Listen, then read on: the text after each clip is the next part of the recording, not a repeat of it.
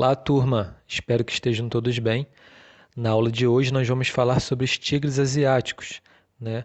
Como são os tigres asiáticos, quais são as suas principais características, né? O que os tornaram economias tão fortes, né, no cenário econômico mundial ainda atualmente. Então vamos lá. Eles representam os países do Sudeste Asiático, né? Aquela região do continente asiático onde está ali localizado os principais países que serão destaques no dia de hoje, ok? Eles se destacam pela industrialização recente, né? Faz pouco tempo que esses países se industrializaram e se tornaram potências econômicas, economias competitivas no cenário econômico mundial, né? São economias que competem muito na região e em relação ao resto do mundo também. Eles têm um mercado externo bastante funcional, né? Eles vendem suas mercadorias para o mundo todo e transbordamento do capitalismo japonês. Sabemos que o Japão hoje representa a terceira maior economia do mundo e toda essa potencialidade da economia japonesa transbordou, né? Acabou positivamente atingindo esses países vizinhos, né? Que são ali os países vizinhos do Japão, que estão no Sudeste Asiático.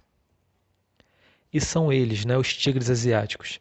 Década de 70 foi a década onde eles começaram, né, esse desenvolvimento econômico, o que proporcionou uma modernização econômica, né? Houve uma mudança positiva, né? Gradual dentro da sua infraestrutura, né? Econômica de cada país. Os Estados Unidos é um país bastante significativo nesse processo, né? Porque foi um país que investiu, né, nesses países pelo qual se transformaram, né, dentro da sua infraestrutura econômica.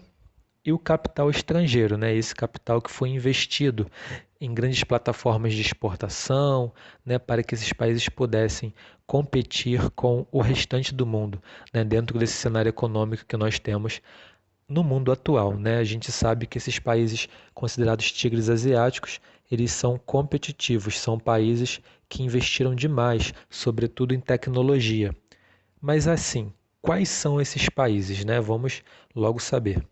Antes de revelar para vocês quais são esses países, eu quero dizer que eles oferecem incentivos fiscais, tá? O governo desses países oferecem vantagens para empresas se instalarem ali, oferecem vantagens para uma variedade de assuntos, né, que faz com que esses países atraiam bastante capital estrangeiro, empresas multinacionais, etc. Mão de obra. A mão de obra, as pessoas que trabalham nesse país, né, recebem baixos salários, por isso é considerado mão de obra barata. É uma mão de obra disciplinada, uma mão de obra que segue à risca as normas do trabalho, né, são representados por pessoas que trabalham de uma forma que agrada os seus patrões, né, agrada as empresas. É uma mão de obra disciplinada, que de certa forma está submissa a esse sistema, né? E qualificadas, são pessoas, né, consideradas boas profissionais, bons profissionais que receberam um investimento para que esse trabalho pudesse ser de qualidade e assim eles fazem, né? São pessoas consideradas ótimos profissionais. Organização trabalhista frágil, né? Não existe grupos sindicalistas, pessoas que vão ali lutar por melhores direitos, né? São considerados uma organização frágil por esse sentido, né? Porque não tem uma voz ativa. Eles se submetem, como eu disse ali, né? Uma mão de obra disciplinada, eles se submetem ao que a empresa, ao que o patrão, ao que o sistema capitalista impor, ok? Tem uma infraestrutura modernizada, isso a gente já sabe, né? Nós comentamos que são países que tiveram um grande investimento e por isso tem uma infraestrutura moderna, desenvolvida. E de legislação ambiental permissiva. O que quer dizer isso? Isso acaba permitindo que as empresas, né, todo esse sistema, não tenha nenhum tipo de cuidado a mais com o meio ambiente daqueles países, né, daqueles locais. O meio ambiente acaba sofrendo com devastação, desmatamento, né, extração, tudo que for necessário eles vão fazer sem nenhum tipo de cuidado com o meio ambiente. Agora sim, pessoal, aqui estão eles, né, os países destaques da aula de hoje, né, que são os tigres asiáticos da primeira geração, tá? Aqueles que foram formados logo após a Segunda Guerra Mundial. Né? Suas economias, a partir daí, começaram a ter, né, essa pujança, esse grande desenvolvimento econômico. Né? Então são eles: Coreia do Sul, Hong Kong, Taiwan e Singapura, ok? Esses são os 4 países da primeira geração de tigres asiáticos. E aqui estão os países da segunda geração, né, que tiveram agora esse termo por volta da década de 80. Por quê? Só por volta da década de 80 foi possível, né, que os primeiros tigres asiáticos também tivessem aqui uma mãozinha, né? Ajudaram esses países a terem agora a sua vez de se desenvolver economicamente. São eles: Tailândia, Filipinas, Indonésia e Malásia, ok? Vamos fazer um resumo, né, sobre cada um desses países. Apresenta uma média de 4,5 milhões de habitantes, né, Singapura.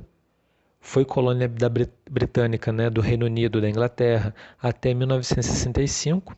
Né? Quando eu me refiro a britânica, eu me refiro à Inglaterra, ok? Singapura foi colônia da Inglaterra até 1965. É desde a década de 80 um grande centro financeiro e de indústrias de alta tecnologia de várias partes do mundo. Tá?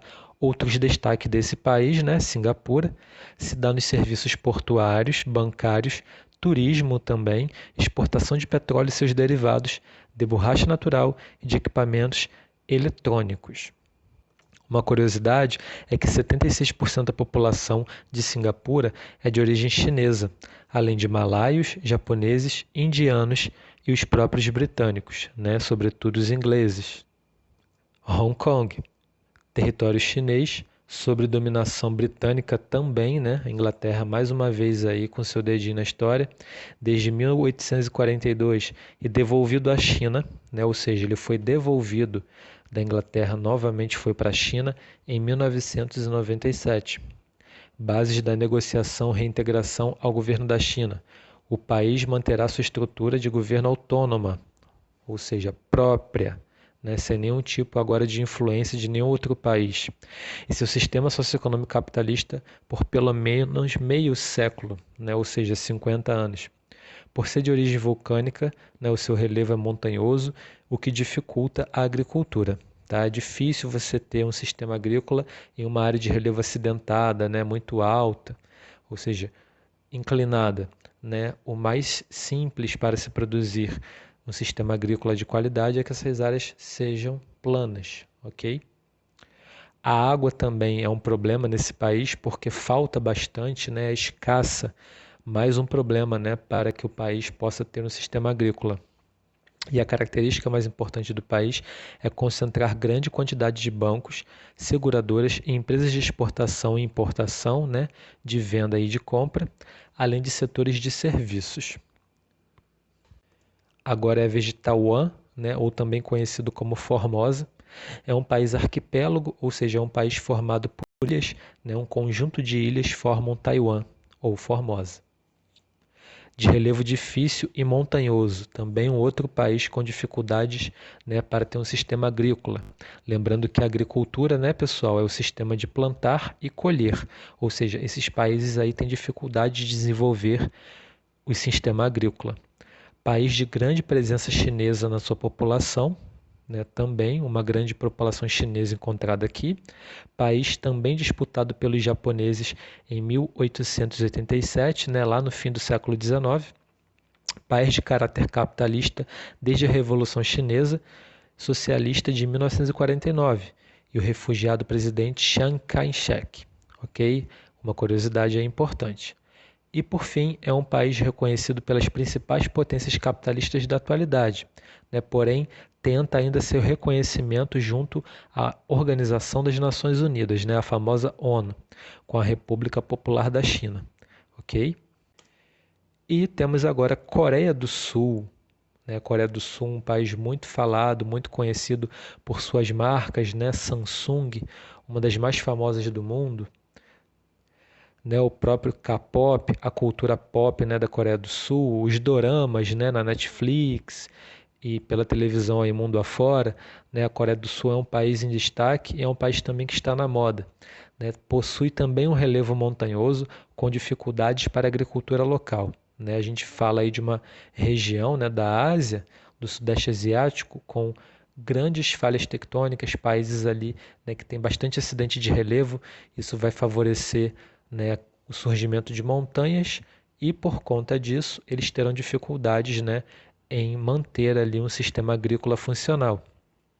Indústrias, principal atividade do país, né, a segunda atividade aí da linha entre setor primário, secundário e terciário.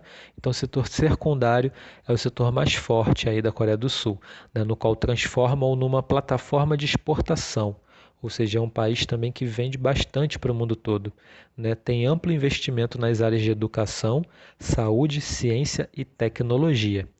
Isso, né, deveria ser em todos os países do mundo, os principais setores onde deveria ter desenvolvimento, né? Educação, saúde, ciência e tecnologia, exatamente como está aqui, tá? E observação, a Coreia do Sul, né, o mais alto salário é pago aos profissionais que trabalham no magistério, ou seja, os professores na Coreia do Sul são os profissionais mais bem pagos, né? Ah, quem me dera. Então, nesse mapa aí a gente observa, né, a Coreia do Sul, logo abaixo aqui, né, da Coreia do Norte, que é um país totalmente diferente, um país fechado, um país comunista, né, um país que está com sérios conflitos, né, em relação ao mundo, principalmente com os Estados Unidos, né, sobretudo no último governo de Donald Trump, né, vários assuntos, né, foram à mídia em relação a isso. Mas aqui abaixo nós temos a Coreia do Sul, essa estrelinha aqui ó, com Seul representando a capital, né, da Coreia do Sul, Seul. Então a gente tem aqui um país capitalista, um país mais aberto à economia mundial, né, um país que é um tigre asiático. Ok, pessoal? Então a gente termina a aula por aqui. Eu espero que vocês tenham gostado e, sobretudo, entendido, né, tudo que foi dito. Qualquer dúvida, coloquem no post ou me comuniquem, por favor. Então, até uma próxima aula. Um grande abraço para vocês.